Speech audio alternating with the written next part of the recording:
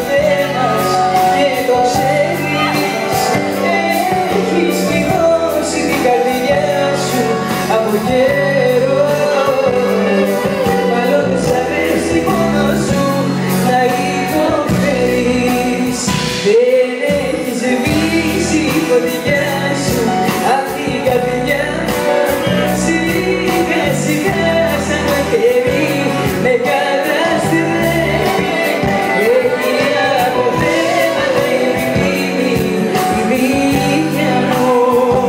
Η αγάπη πάντα στην αγάπη επιστρέφει. Κάτι μόνο να σε βλέπω μια φορά στο κάθε τόσο. Μην το σπαταλήσεις πάλι αυτό που έχω να σου δώσω. Πάμε ξανά μαζί! Όσα θέλεις αγαπώ. Και μόνη θες να ξέρεις δεν αφήνω σε κανένα. Όσα θέλεις αγαπώ. Θα έχεις κάνει από μένα. Να θυμάσαι όμως κάτι. Να θυμάσαι όμως κάτι. Πως δεν μ' νοιάζω.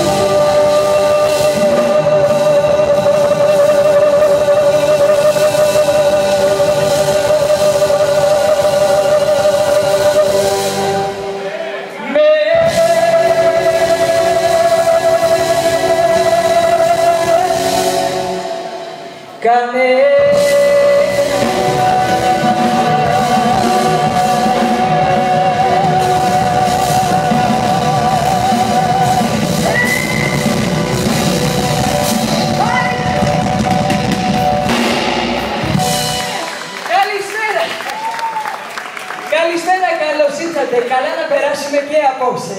Λοιπόν, πριν ξεκινήσουμε, όπως πάντοτε, θέλω από εσάς για το προσωπικό μας, τον ήχο, τα φώτα και την υπέροχη ορχήστρα μας, ένα δυνατό χειροκρότημα να ζεσταθούμε σήμερα.